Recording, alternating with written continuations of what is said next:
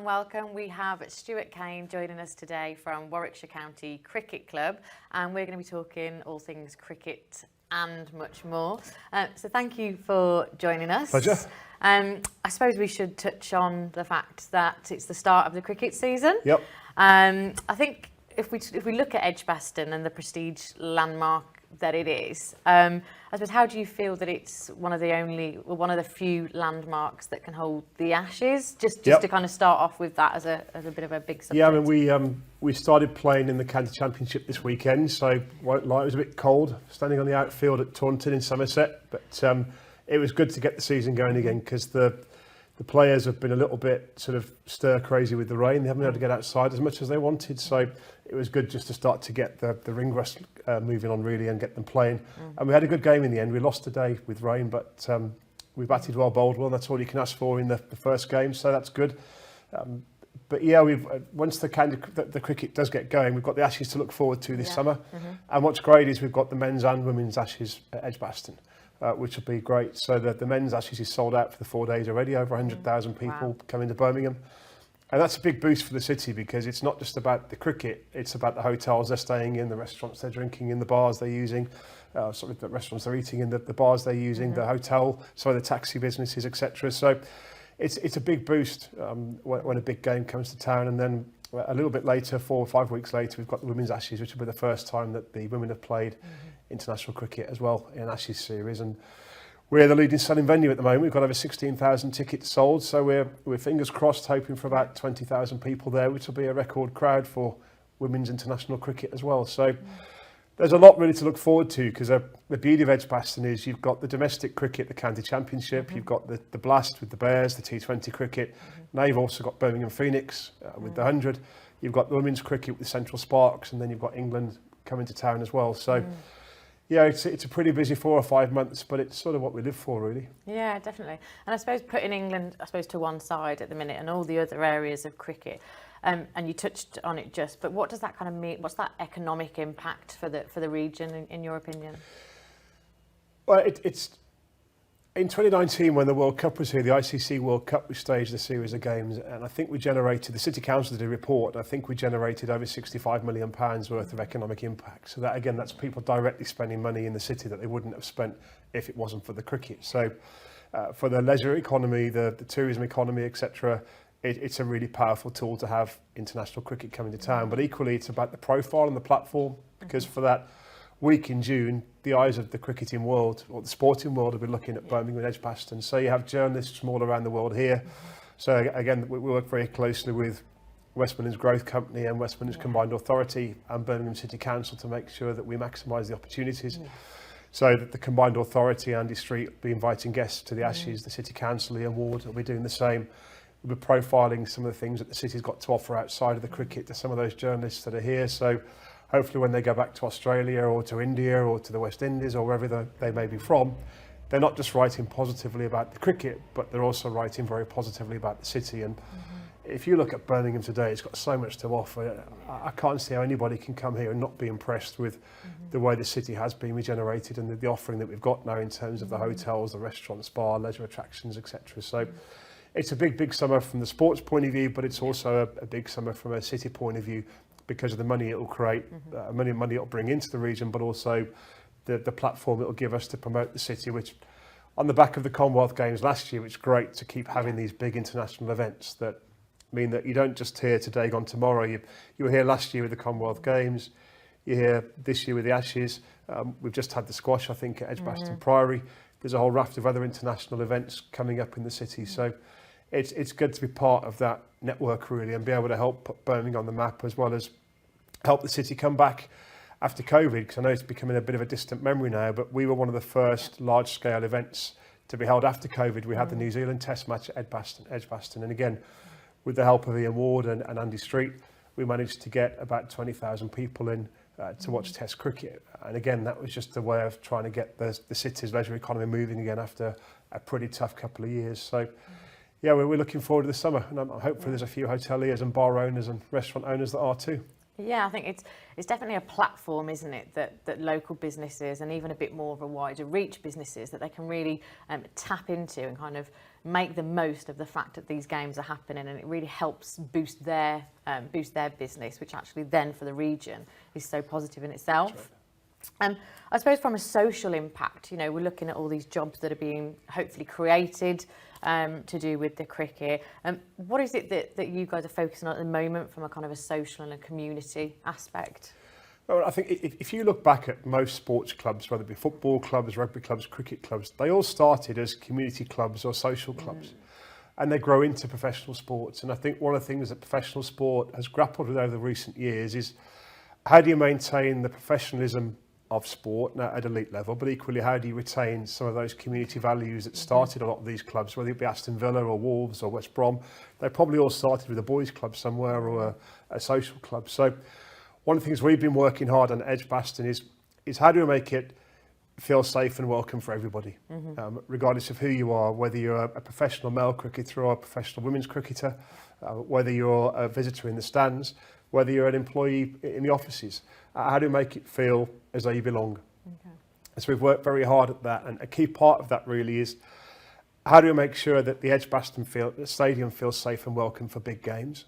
So we've spent a lot of time and effort now trying to change the way that the venue feels. So there's a family stand where you can go. There's no alcohol in the family stand. There's no alcohol served at the bars behind that stand.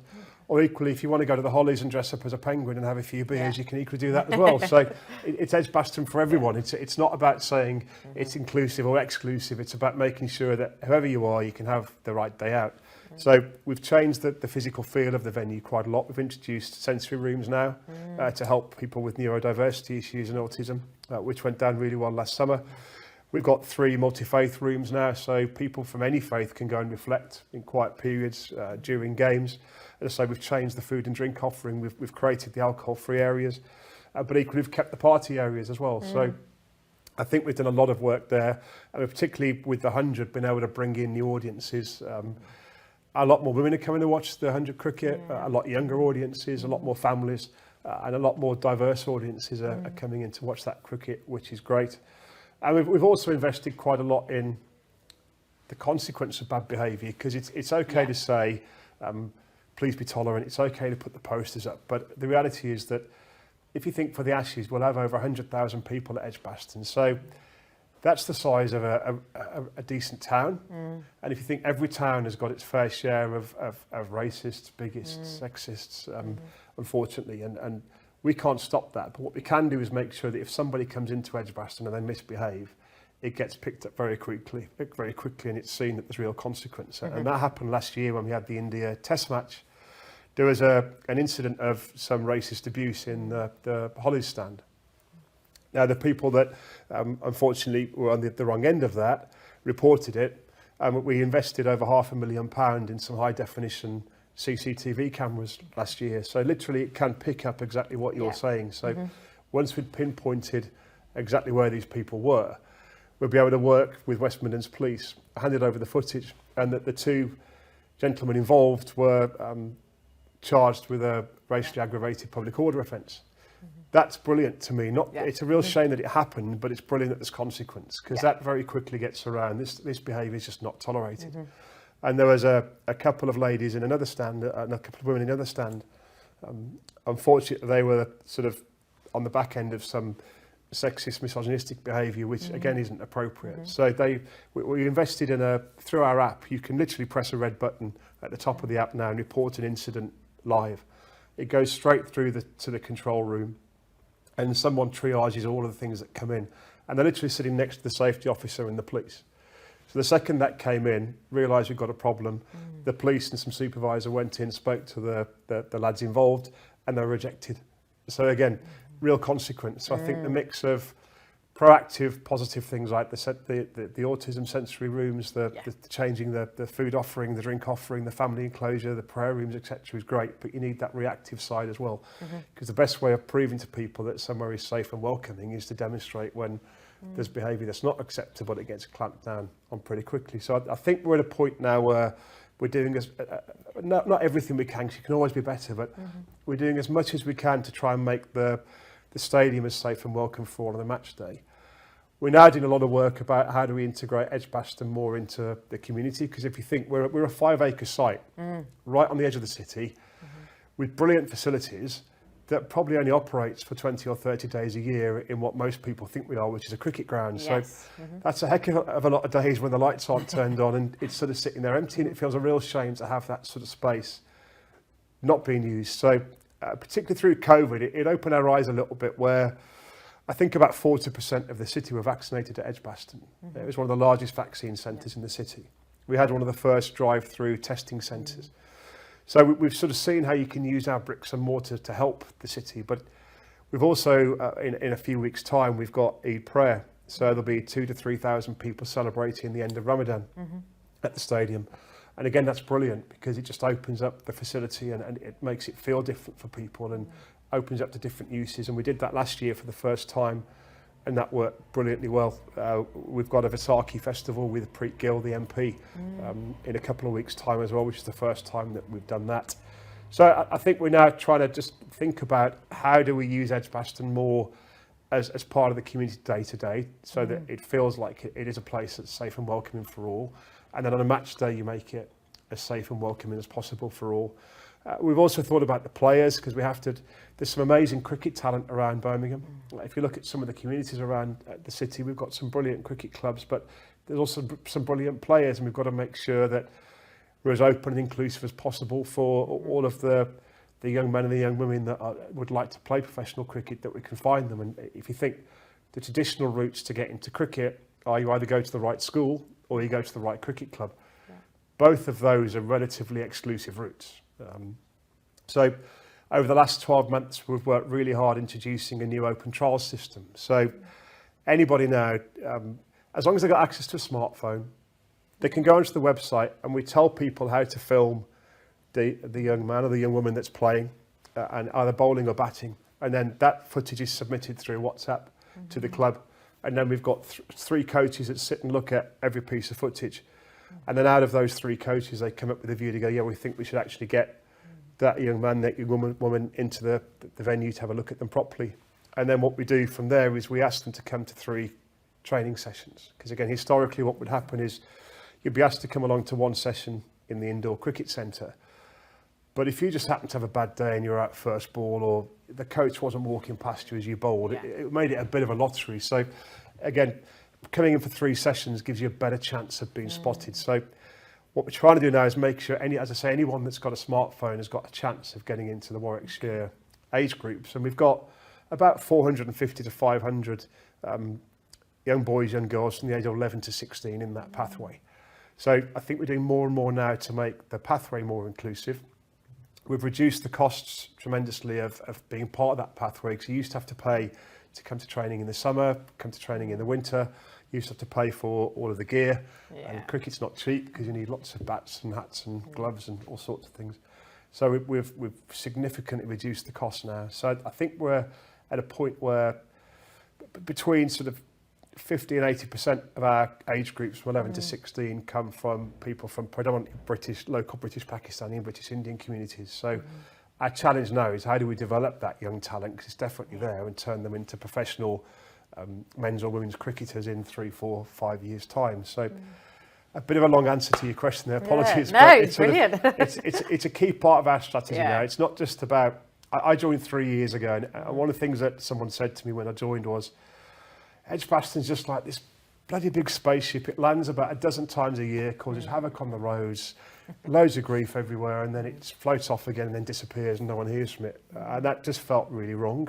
So all the work we're doing now is trying to make sure that Edgbaston as a stadium feels properly integrated in to the areas around the stadium, and that we're creating as many opportunities as possible for talent both on the field and off the field to sort of develop their careers. We're doing a lot of work now with Senwell College, trying to do cricket apprenticeships. We're working with Compass, one of the world's largest hospitality businesses, to create a learning and development centre at Edgbaston. We adopted the real living wage, and we try to recruit as much as possible from within a mile radius of Edgbaston. Because on a major match day, we can have between 1,000 and 1,200 people working on the site. And there's about 150 to 200 people permanently working at the stadium.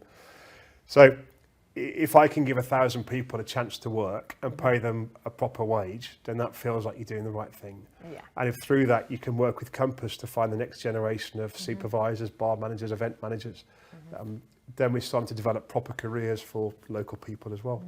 Oh, yeah, definitely. I think it's allowing people choices, isn't it? You know, and that stems from the new smart technology for the children, but also for the adults with these, you know, these different pathways of jobs and careers. What you're allowing is choices within the region. And I think going back to your point on the developments that you've made within the stadium itself, I think for, you know, the immediate region, but also as part of the West Midlands, to have that kind of that note, you know, we're not tolerating X, Y, and Z. Actually, to be known for that creates such a wider impact, you know, socially, that it, you know, creates a safe environment, and it just allows more people to be into the sport of cricket. Do you think that with the women's cricket, it's going to have a bit of a kind of a social following, as did the women's football? Do you think that's going to have a bit of a positive? Absolutely, definitely. I mean, it'll help promote women's sport generally, which is good. It'll help develop a more balanced audience in cricket, which is good. And it's really exciting cricket as well. If you look at the 100, we play the men's and women's 100 games back to back. So you have the women's Phoenix team and the men's Phoenix team. And we were getting probably between sort of 8 to 10,000 people coming in for the women's game and then staying on for the men's game. Now that's really impressive. Yeah. So, and what people say is the quality of the women's cricket is just as good as the men's. The excitement is just as good. But if you're a young woman sitting in the crowd, an 8, 9, 10-year-old girl sitting in the crowd going, well, why can't I do that? Surely that's exactly the right thing that we should be doing, because there should be the same opportunity for that young girl as there is for that young boy to become a professional sports person. And I think that's been the biggest benefit of women's sport generally over the last 3 or 4 years. And it's great because Edgbaston back in the 70s, before I joined Edgbaston, I worked at Wolves back in the day, and Rachel Hayo-Flint was there, and she was a real protagonist for women's cricket and women's sport, and we hosted at Edgbaston back in the 70s the first ever Women's World Cup. So it's great to be at the forefront again of moving on. It's just a shame that it's taken so long to get where we've got to, but at least now we're going in the right direction. And we've got the Central Sparks, which is the sort of affiliated women's team for the Birmingham Bears, and then we've got the Birmingham Phoenix playing the women's 100 game. I think women's professional cricket has come a long way, and we've got one of the rising stars, Izzy Wong, who's from Birmingham. So Izzy's just come back from the women's IPL, so she was a trailblazer there. She actually was in the team that won the women's IPL. So that's something you can never take away from her, is that she was the inaugural winner of the women's IPL, which is one of the richest and most lucrative sports tournaments in the world. It sort of rubs shoulders with the NFL and Formula One and Premier League football. So I'm really proud of that Edgbaston, Warwickshire, helped nurture Izzy and got her to a point where she's now been able to unleash her potential. And I'm just really pleased that the cricketing world has got to a point where women can have those sorts of opportunities to travel the world, earn the same sort of money as the men do, have the same sort of profile that the men do. And if children in the stands are still having these conversations about it not being maybe as easy as what it should be, the fact that Edgbaston as a ground itself help pushing that narrative is something in itself to be proud of, because it's actually helping break these kind of cycles and moulds. So it's some cultural breakdown as well, because we had a young one last year, a brilliant cricketer, played for the Birmingham Phoenix, but she wore the hijab. She was the first ever professional player to play in the hijab. And again, that helps break down stereotypes about this sport isn't for me, because a young girl can see someone who wears the hijab going, actually, well, if she can do it, why can't I? And we started selling Birmingham Phoenix hijabs in the store. We only sold them for £1, I think, Daft, because it wasn't about making money out of them. It was actually about saying, well, actually, raising that awareness. If she can wear it, I should be proud wearing it as well. And actually, you know what? It's not just about watching her wear it on the cricket field. If it's okay for her to do it here, it's okay for me to go into the gym at school with it on, and it's okay for me to play football, or it's okay to do other things. So I think that's where we've all got to take more responsibility in professional sport to do what I talked about when we started, really, which is using the power of sport as a platform to help break down some of these barriers and try and get anybody from any walk of life to have the confidence to go and do whatever it is they want to do, whether it be in sport or in sort of corporate life or academic life. So that's the thing we're trying to think quite a lot about now is how do we still do what we've always done, which is think about elite cricket, but then we have to now think about so much more. How do we make that relevant for the communities that we serve? Yeah. And how do we create those opportunities for people to achieve their potential? So yeah, lots to get your head around. Yeah, and it's interesting because you were talking earlier about how, as a stadium, you have to especially from COVID, diversify so much and go, well, what else can we do if there's no cricket? Yeah. I've personally been to Edgbaston through sport, through events and corporate purpose. So actually, it is a multifaceted, kind of business in itself, isn't it? Do you find that that's again another goal to kind of create multiple revenue streams to keep that kind of side of the business going? Absolutely. I mean, where we're at now is we talk about Edgbaston as this sort of 5-acre campus site on the outskirts of Birmingham. And if you think we've got the Mac and Cannon Hill Park on one side of us, and then you've got sort of Sparkbrook, Borsall Heath on the other. So how can we act as that catalyst for bringing all of that together? So we've invested significantly in the stadium, but also we've built now one of the largest public squares, the piazza outside the main entrance, which is opposite the Aldi and the Mac, if you know Edgbaston. That's now as big as Centenary Square or Chamberlain Square. So we're just thinking now, working with Calthorpe Estates and the City Council and also the Mac about what can we use that space for. Yeah. So we had an Asian film festival there last summer. It was only a small event, but could we do more around sort of food, dance, theatre, different cultural events on that space? Could we have fun fairs there? Could we have Diwali festivals there? We already have a fireworks display. Can we make that into something bigger and better? So we're thinking about how we use that public realm space. Yeah. But equally, how do you make it on a Sunday afternoon? You can have a wander down from Edgbaston or Moseley, or wander down from Sparkbrook or Borsall Heath and get a coffee or a cake and sit and watch something or do something that's interesting. And then you might have a wander then through to Cannon Hill Park or nip through to the Mac, and you've created that new almost part of town. So we've built that piazza, and over the next year or two we'll think about how we bring that to life. There's also over 300 buy-to-rent flats that have been built in a partnership that we developed with a company called Patrizia. So the external of those will be finished for the Ashes. If you drive past Edgbaston, you'll have seen it going up over the last year or two. So that's nearly finished now from the exterior, and underneath it there's a series of retail units. So we're just looking about whether we should operate some of those retail units. We've got a joint venture with Compass who help us with all of our catering. So we're just thinking about whether we should open some kind of cafe, bar, workspace area as one of those retail units, and we'll operate that.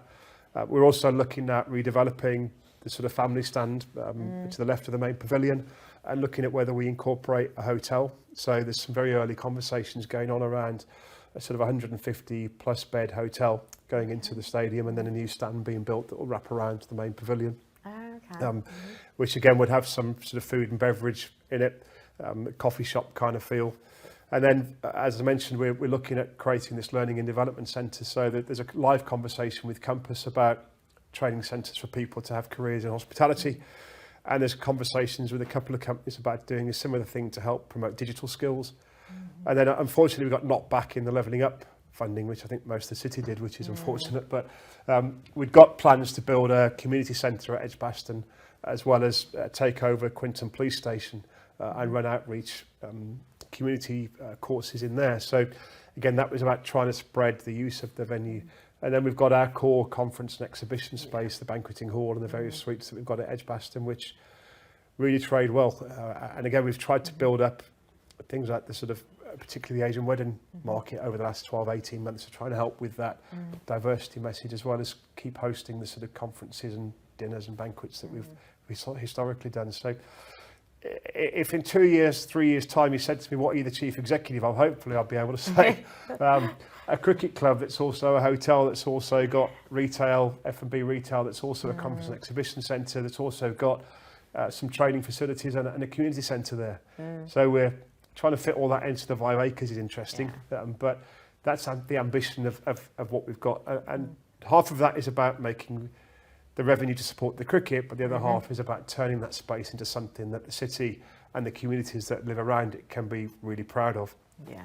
Yeah, and I think when we think of this, the stadium itself and the cricket club, I think actually it is so understated, because you know, not only pushing the sporting message with cricket and with, you know, young children, but actually trying to create more and more, you know, investment and revenue for the region itself, more and more jobs, more and more skills. There's a lot more to it than maybe people may think, you know, kind of especially before listening to this conversation, for sure. And how is it, because you've come from a fairly successful sporting background, so how has it been since, I suppose, taking over? It was a weird one, because I joined in COVID, so I turned up on my first day at Edgbaston, there's nobody there, and Lights there's off. no crowd. So it's this is easy.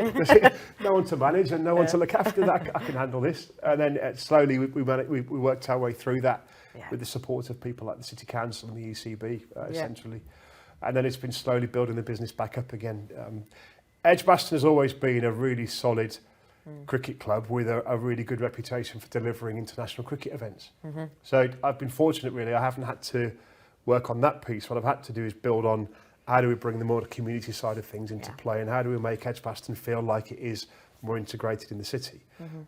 And as I say, we're on a journey with that. I don't think that sort of thing ever ends, but it's been an interesting three years. 'Cause I look back and go, I've worked at Wolverhampton Wanderers, at Rangers, at Wasps, at different sports clubs, and I was saying this the other day, when I first started working in sport, in football, all you really had to worry about was, have you sold 30, 40,000 tickets on a Saturday afternoon, and either buying a beer and a shirt, and that was it. Now you're thinking about the sort of ESG platforms. So how do we promote sustainability? How do we make sure that it's not just full of people, but it's a diverse community, and that we're looking after all those different communities? What are we doing outside of the sport to make sure that we're using the venue 7 days a week by developing that multi-campus perspective? The layers that have gone on top of the job in recent years have been really interesting. I won't lie, they've been challenging at times, because how you grapple with some of that stuff is quite difficult, but I think that's what's kept the job fresh for me and kept it quite interesting, is that the world's evolved so much, and so much for the better as well. I think it is much better now than it was when I first worked in sport, because we now think of these different things, and I think we've now accepted our responsibility, not just as part of the community, but almost as platforms that can elevate issues within the community. And you look at what Aston Villa are doing with their redevelopment and what they're doing with their community work. I think you're starting to see now professional sport moving into a very different era, where they still have to generate as much money as they ever have done, if not more. But as with that generation of revenue comes a responsibility to make sure that you're absolutely not just saying that you'll do the right things, but you're seen to do the right things. In all the areas that we've talked about, whether it be about social mobility, whether it be about employment, whether it be about community integration, whether it be about creating opportunities, equal opportunities. I think that's a very different lens to professional sport than the one I first experienced when I started back in the day, but I think it makes it a lot more interesting. Yeah, definitely. Well, we're certainly really lucky to have, I think, such a broad range of diverse talent from the sport itself, but also to have such a successful and exciting stadium and business as well. So thank you for joining us today. Pleasure. It's been really, really interesting. That's good. Thank you. Thank you. Thanks.